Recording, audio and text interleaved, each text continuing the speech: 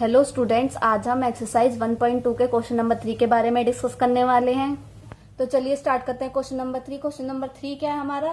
Find the LCM and HCF of the following integers by applying the prime factorisation method. हमें क्या करना है? हमें एलसीएम और एचसीएफ निकालना है प्राइम फैक्टराइजेशन मेथड से।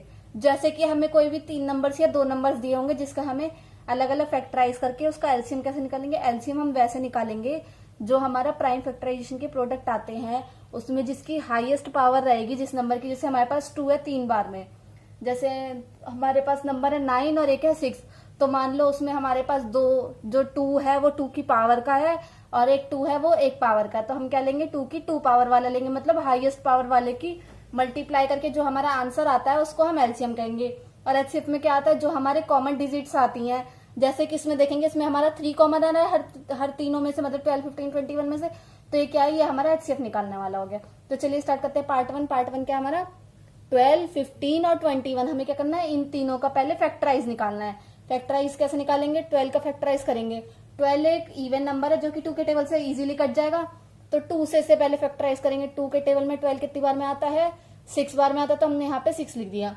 फिर हम देखेंगे 6 जो है वो भी 2 के टेबल में आता है, तो हमने इसे फिर से 2 से कर दिया। जब हम 2 के टेबल में 6 को करेंगे तो 6 कितनी बार में आ गया? 3 बार में आ गया, तो हमने यहाँ पे 3 लिख दिए। अब देखेंगे 2 के टेबल में 3 तो आता नहीं है, तो हम क्या करेंगे? इसे नेक्स्ट नंबर से देखेंगे, 3 से देखेंगे।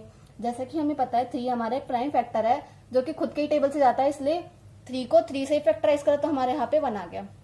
उसके बाद हम आते हैं 15 का फैक्टराइज करने पे। 15 का फैक्टराइज कैसे होगा? 15 का फैक्टराइज देखेंगे 2 के टेबल में, 2 के टेबल में 15 ही आता है, तो हम जाएंगे नेक्स्ट 3 के टेबल में। 3 के टेबल में 15 कितने बार में आ गया? 5 बार में आ गया। अब देखेंगे 5 एक वो है गया प्राइम फैक्टर नंबर जो कि अपने खुद के टेबल से फैक्टराइज होता है, तो इसलिए 5 को 5 से कर दिया, तो फिर से हमारे यहाँ पे 1 आ गया, क्योंकि 5 के टेबल में 1 बार में आता है। अब हम देखेंगे 21 का। 21 एक ऑड नंबर है, ये भी 3 के टेबल में आता है, तो हम इसे कैसे करेंगे? 3 के टेबल से करेंगे। 3 के टेबल में 21 कितनी बार में आ गया? 7 बार में आ गया, तो हमने यहाँ 7 लिख दिया। और ये जो 7 है हमारा, ये हमारा एक प्राइम फैक्टर है जो कि खुद के टेबल से जाता है, तो हमने 7 को 7 से फैक्टराइज कर दिया, तो 7 के टेबल कितनी बार में आ गया? 1 बार में आ गया, तो ये भी हमारा सॉल्व हो गया। हमने इन तीनों का फैक्टराइज निकाल लिया। अब हम इसे कैसे लिखेंगे? अगर हमें 12 को लिखना है तो कैसे लिखेंगे? इसके फैक्टराइजेशन का क्या है? प्राइम फैक्टर 2, 2, 3, ये होगा इसके प्रोडक्ट। अब हम इसे प्रोडक्ट फॉर्म में लिखेंगे। कैसे लिखेंगे? 2 मल्टीप्लाई बाय 2 मल्टीप्लाई बाय 3। इन तीनों नंबर्स को हमने मल्टीप्लीकेशन फॉर्म में लिख दिया। अब इसके आगे क्या करा? हमने इसकी पावर्स बना दी। जो 2 है वो हमारे कितनी बार आ रहे हैं? 2 बार आया, तो 2 की पावर 2 बना दिया। ऐसे 3 हमारा कितनी बार? 1 बार आया, तो हमने 3 की पावर 1 लिख दिया। ऐसे 15 का लिखेंगे, क्या क्या है? 3 और 5 है, तो उसको भी ऐसे लिख देंगे 3 मल्टीप्लाई बाय 5। 3 हमारा 1 बार आया तो 1 पावर लगा दी, 5 हमारा 1 बार आया तो हमने 1 पावर लगा दी। उसके बाद हमारा 21 का क्या क्या है? 3 और 7 है, तो 3 और 7 की मल्टीप्लाई करेंगे, तो कैसे लिखेंगे? 3 मल्टीप्लाई बाय 7। 3 हमारा 1 बार आया तो 1 पावर लगा दी, ऐसे 7 हमारा 1 बार आया तो हमने इसमें भी 1 पावर लगा दी।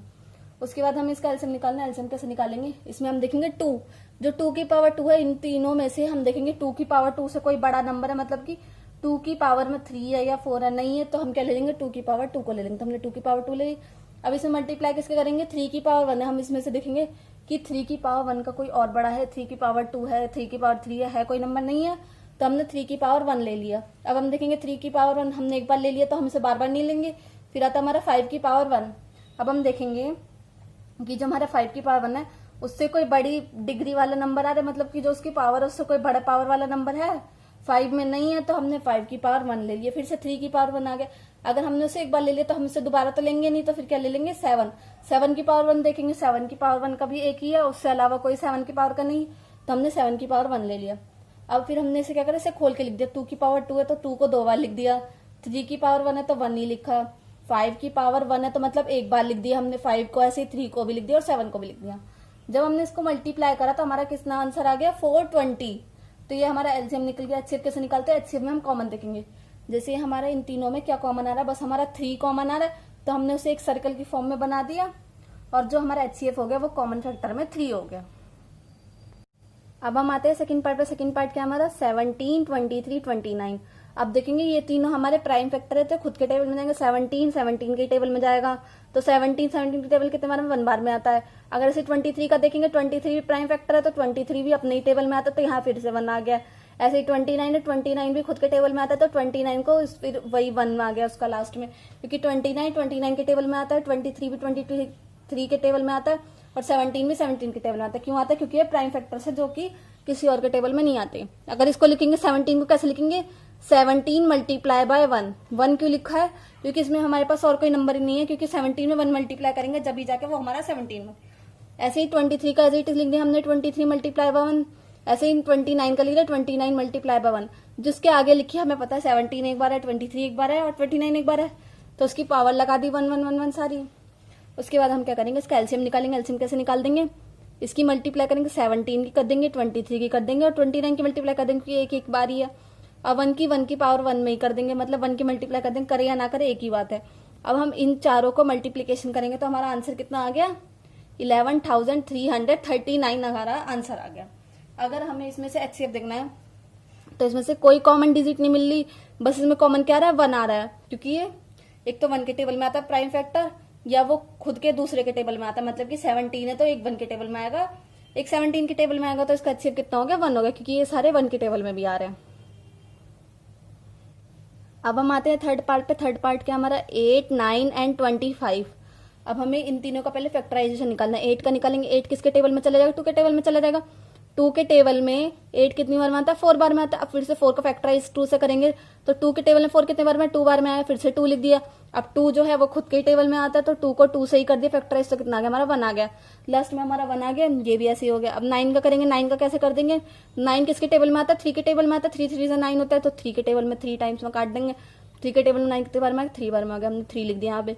फिर देखेंगे 3 किसके टेबल में आता है? ये प्राइम फैक्टर है तो खुद के टेबल में आता है, तो 3 बार में काट दिया, तो हमारा कितना आ गया? लास्ट में फिर से 1 आ गया। ऐसे ही 25 को करेंगे। 25 किसके टेबल में आता है? 5 के टेबल में, तो 5 में लिख दिया। अब देखेंगे 5 के टेबल में 25 कितने बार में आता है? 5 बार में आता है, हमने हमें 5 लिख दिया। अब 5 हमारा प्राइम फैक्टर है जो कि उसके एक ही फैक्टर आता है, तो हम क्या करेंगे? 5 के टेबल से ही चला जाएगा, तो हमारा आ गया 1। उसके बाद हम क्या करेंगे? 8 जो है हमारा, हमें पता है ये जो हमारे 2, 3 और 5 लास्ट में है, ये सारे हमारे प्राइम फैक्टर है। इनके सिर्फ ज्यादा से ज्यादा 2 फैक्टर हो सकते हैं, या तो खुद का टेबल या 1 का टेबल। तो अब हम वैसे ही करेंगे। हम क्या करेंगे? 8 का लिखेंगे तो कैसे लिखेंगे? 2 2 2 और 1 भी लिखेंगे, क्योंकि इसमें कोई कॉमन डिजिट नहीं बन रही तो हमारा एचसीएफ नहीं बन पाएगा, इसलिए हमें 1 लिखना जरूरी है। तो हमने क्या करा? 2 multiply by 2 multiply by 2 into 1। तो अब हम इसको कैसे लिखेंगे? 2 की पावर 3 कैसे हो गया? क्योंकि 2 3 बार है, देखो 1 2 3, 2 3 बार है तो 2 की पावर 3 लिख दिया। अब 1 की पावर 1, क्योंकि 1 एक ही बार आ रहा है। ऐसे ही 9 का करेंगे। 9 का कैसे करेंगे? 3 और 3 है तो कैसे लिख दिया? 3 मल्टीप्लाई बाय 3 मल्टीप्लाई बाय 1। 3 की पावर कितनी है? 2 आ जाएगी, क्योंकि इसमें 3 2 बार दे रखा है, तो 3 की पावर 2 इंटू 1 की पावर 1। ऐसे 25 का लिखेंगे। 25 का क्या है? 5 और 5, तो उसको कैसे लिखेंगे? 5 मल्टीप्लाई बाय 5 मल्टीप्लाई बाय 1। तो 5 की पावर कितनी आ जाएगी? 2 आ जाएगी, क्योंकि 5 2 बार दे रखा, तो 5 की पावर 2 इंटू 1 की पावर 1। अब हमें क्या करना है? इसका एलसीएम निकालना है। एलसीएम कैसे निकाल देंगे? इन सब चीजों को मल्टीप्लाई कर देंगे। 2 की पावर 3 से ज्यादा कोई बड़ा नंबर है नहीं है, तो हमने 2 की पावर 3 ले लिया। फिर 3 की पावर 2, 3 की पावर 2 से इसमें कोई बड़ा नंबर है तो हमने यही ले लिया। ऐसे ही 5 की पावर 2, देखो 5 की पावर 2 से इसमें कोई बड़ा नंबर है, 5 की पावर 3 या कुछ है नहीं है, तो हमने 5 की पावर 2 ले लिया। उसके बाद हम क्या देखेंगे? 1 को लेना जरूरी नहीं, क्योंकि 1 की मल्टीप्लाई में करेंगे तो हमारा वही आंसर आना है। फिर हमने क्या करा? इसे एक्सपेंड कर लिया। 2 की पावर 3, 2 को 3 बार लिखा। 3 की पावर 2 है तो 3 को 2 बार लिखा। 5 की पावर 2 है तो हमने 5 को 2 बार लिखा। जब हमने इसे सॉल्व करा तो हमारा आंसर कितना आ गया? 1800 आ गया। तो हमें इससे पता चल गया हमारा एलसीएम 1800 आ गया। अब हमें क्या निकालना है? एचसीएफ निकालना है। एचसीएफ कैसे निकालेंगे? इसमें देखेंगे हमारा कोई भी नंबर कॉमन नहीं है, तो हमने इसलिए 1 से मल्टीप्लाई करी थी, क्योंकि 1 भी प्राइम फैक्टर का मतलब क्या होता है? या तो वो 1 के टेबल में आएगा या वो खुद के टेबल में आता, तो हमने 1 को भी लिख लिया। इसलिए जब हमने देखा तो 1 ही इसमें से कॉमन है इन तीनों में से, तो हमारा एचसीएफ कितना हो गया? 1 हो गया।